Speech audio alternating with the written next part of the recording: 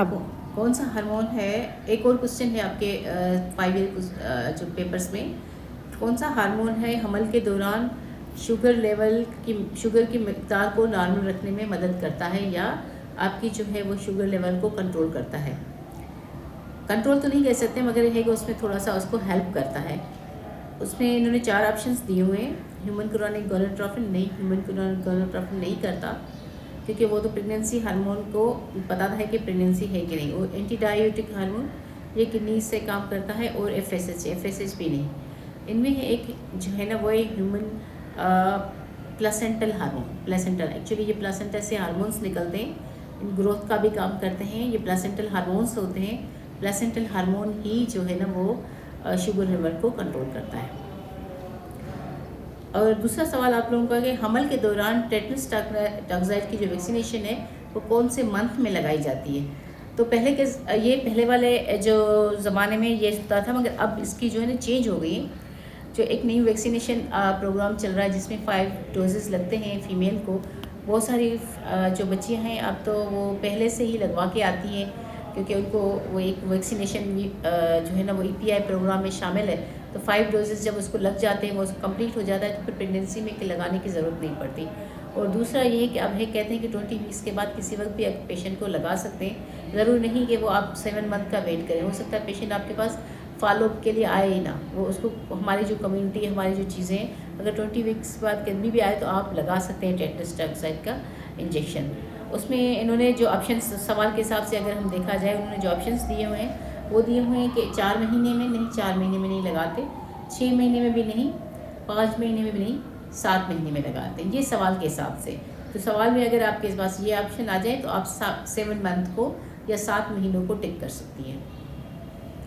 अब इनका आप लोगों का एक सवाल है कि लेबर के दौरान फीटल हार्ट साउंड जो है 170 है और बच्चा जो है जब मुआयना किया गया तो एग्जामिनेशन में पता चला कि जो है वो सब्ज रंग का मेकोनियम स्टेन लाइकर है। तो इस कंडीशन को क्या कहेंगे।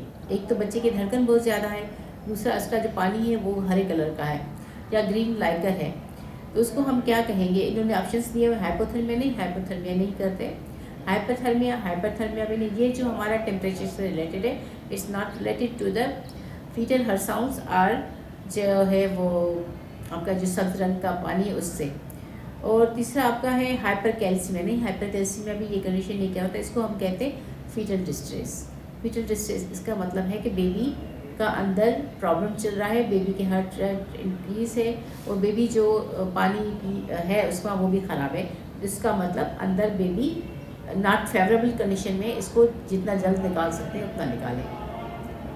ठीक है जी। और आपकी एक क्वेश्चन और है कि एक औरत है 32 वीक्स पे हॉस्पिटल में लेबर पेन के साथ आई हुई है और उसका मेम्ब्रेन रप्चर है। अब मेम्ब्रेन रप्चर है तो इस कंडीशन को क्या कहेंगे, या उसको इन्होंने 3-4 ऑप्शंस दिए हैं। उसमें एक ऑप्शन है spontaneous rupture of membrane. Yes, spontaneous rupture of membrane तो है but it's not a correct option. और दूसरा दिया है प्रोम का मतलब premature rupture of the membrane but it's not also correct option. है तो प्रीमेच्योर ही मगर अभी तक ये करेक्ट नहीं है। उसके बाद artificial rupture of membrane. Artificial rupture of membrane हम खुद करते हैं जब लेबर के दौरान। इसमें एक ऑप्शन और है premature rupture of the membrane. देखें 32 वीक्स है, 32 वीक्स में उस पर रप्चर मेम्ब्रेन हुआ है तो इसका मतलब ये premature rupture of the membrane. तो correct option is premature rupture of the membrane. उसके बाद आपके एक और क्वेश्चन है जिसमें लिखा है एक फीमेल है 38 वीक्स पे उसने डिलीवरी हुई है। उसके बच्चे का वज़न है 1.8 kg और उसका जो हाइट है 44 सेंटीमीटर है। उसका जो हेड सर्कमफ्रेंस है वो 30 सेंटीमीटर है। अब इसको हम क्या कहेंगे या इस बच्चे को क्या कहेंगे। प्रीमेच्योर तो नहीं है, 38 है। पोस्ट टर्म भी नहीं है क्योंकि 40 वीक्स के बाद नहीं हुआ। फुल टर्म कह सकते हैं मगर देखिए बच्चे का वेट भी तो कम है ना। फुल टर्म के साथ इसको एक और ऑप्शन इन्होंने दिया है low birth weight baby. Yes, ये लो बर्थ वेट बेबी है 1.8 kg का। उसके बाद आपका एक और क्वेश्चन है जिसमें उन्होंने पूछा है इनमें से कौन सी अलामात प्रीक्लैम्सिया की यकीनी को की नहीं समझी जाती। मतलब ये कहना चाह रहा है कि उन सिकोन की अलामतें जो प्रीक्लेम्शिया को नहीं कह सकते कि प्रीक्लेम्शिया नहीं है। सूजन नहीं होती, सूजन थोड़ी होती है प्रीक्लेम्शिया में। लो ब्लड प्रेशर भी प्रीक्लेम्शिया नहीं करवाता। हाई ब्लड प्रेशर को हम क्या कहते हैं? उसको हम कहते हैं जो है PIH, प्रेगनेंसी इंड्यूस्ड हाइपरटेंशन। अब प्रोटीन यूरिया जो है ना वो प्रीक्लेम्शिया में होता है। ऐसा नहीं कि प्रीक्लेम्शिया में नहीं होता, तो प्रीक्लेम्शिया में होता है। उस कंडीशंस को हम यहाँ पे ये नहीं कहेंगे कि ये नॉर्मल अलामत है। प्रीक्लेम्शिया की जो अलामत होती है वो प्रोटीन यूरिया होती है। इन्होंने लिखने में थोड़ा सा गलत कर दिया है। ठीक है, तो ये आज के लिए आपका इतना ही काफ़ी है मेरे ख्याल से।